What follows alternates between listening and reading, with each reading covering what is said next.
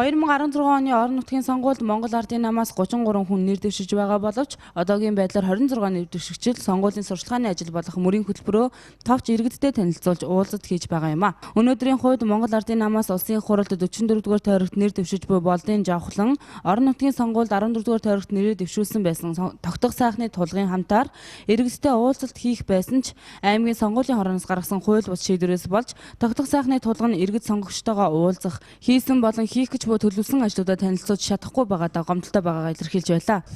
За тэгэхээр өнөөдрийн байдлаар суулт үргэлжлээд 5 дахь хоногт явж байна. За энэ 5 хоногийн туршид бол одоо манай 14-р үеийн иргэд оршин суугчид ялангуяа энэ сонгуулийн хорооны хуудуудаа хууль бус дээр нь ардчлалыг уландаа гიშгсэн, хуулийг илт дорд үтсэн, төрийн албан агч нарын нэрийг хутаасан, ард иргэдийн сонгогдох эрхийг одоо уландаа гიშгсэн энэ үйлдэлийг эсэргүүцэж энэ 5 хоногийн хугацаанд бол одоо суулт хийж байгаа над дээр иргэд бол байнга ирж уулзж байна. Өнөөдрийн байдлаар 1742 иргэн энэ одоо сонгуулийн хорооны хуудуудаа үйл ажиллагааг эсэргүүцэж дээр нь сонгуулийн хорооны соёлмоо даргатай гишүүдийг огцруулах асуудлыг бид бүхэн бас сонгуулийн ерөнхий ороонд тавих гээд иргэдээс гарын үсэг зориулж байгаа. Энэ гарын үсгээр дэмжиж гарын үсэг зурсан байж байгаа. Энэ гарын үсгийг одоо зурх явцад ч гэсэн өрсөлдөгч нам эвслийн нэр дэвшигч нарын ухуулагчид нэр дэвшигчид өөрсдөө ирж бас дэмжиж байгаагаа илэрхийлж байгаа. Энэ одоо тангар өрөөсөн төрийн 9 албаагч энэ удаагийн сонгуульд аймгийн сонгуулийн орыг байгуулж ажиллаж байгаагаас 7 ардсан намаас түдгэлсэн ийм төрийн албаагч нар байж байгаа. Ингэж нэг намд үйлчилсэн, нэг нэр дэвшигчдээс давуу эрх олгосон ийм сонгуулийг хийгээд бид бүхнийг иргэдийг доромжилж уландаа гიშгээд сонгох эрхийг нухчин дарчна гэж бодож байгаа бол эндүүрлээ. Ард түмэн тэнэг бишээ. Бидэнд бол боломж байгаа. Ард түмэн хэнийгээ сонгох, хэнийгээ сонгохгүй гэдгээ ард түмэн өөрсдөө шийдэх эрхтэй.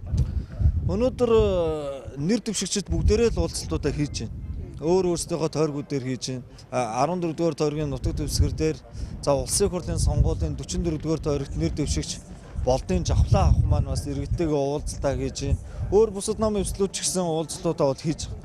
Гэхдээ энэ дээр бол миний хувьд бол эрхээ хязгаарлуулсан мөрийн хөтөлбөрөө дээр нь бол одоо нэр дэвшигч байгаа талаар товч танилцуулга хийж хэрэгжүүлсэн болон хийж хэрэгжүүлэхийг зориод явж байгаа ажлуудынхаа талаар нэг ч үг үсэг дуурч чадахгүй өнөөдөр бас ингээд эрхээ хязгаарлуулаад сууж байгаадаа л миний бие туйлын харамсаж байгаа. Ийхүү иргэд сонгогчид ч мөн бухимдаж байгаа илэрхийлж байсан юм. Иргэдийн сонгох болон сонгогдох эрхийг нь зөрчиж, хууль цагдаагийн байгууллагаас давуу эрх мэдэл гарган ажиллаж байгаа аймгийн сонгуулийн хороо олон төрлийн хардах сэдлийг төрүүлж байна гэлээ. Анхан шатны шүүхээс давсан эрхийг эдэж байгаа юм бэ. Тийм учраас энэ аймгийн эрх зүйн чадамжгүй сонгуулийн хорооны дарга соёлмоог огцруулахыг шаардж байна. Энэ залуучууд эрхийн сэргээж өгөх хэрэгтэй. Ард иргэд сонгох ёстой хүнээ сонгох ёстой. Ийм бүдүүлэг авилгаа бол айгаагүй хувьчигаагүй бол зоригтой залуучуудыг өрсөлдөөл гэж уриалж байна би. Тийм учраас одоо шодрох шиг хүн зөв шийдвэр гаргасаа гэж хүсэж байна. Тэд анханчуудад уриалж ихэд Монгол Ардын намайг бүгдээрээ багаар нь дэмжиж энэ хямралаас бүгдээ хамтдаа гараа гэж уриалмаар байна да. Анханчуудыг. Энэ жилийн сонгуул ихээхэн онцлог сонгуул илээ. Учир юу гэхээр улсын хурал болон орон нутгийн сонгуульд авахсаж байгаа юм. Иймд иргэн бүр хариуцлагатай хянамга сонгуульд оролцсон сонгосон сонголт нь мэргэн байх болтугай.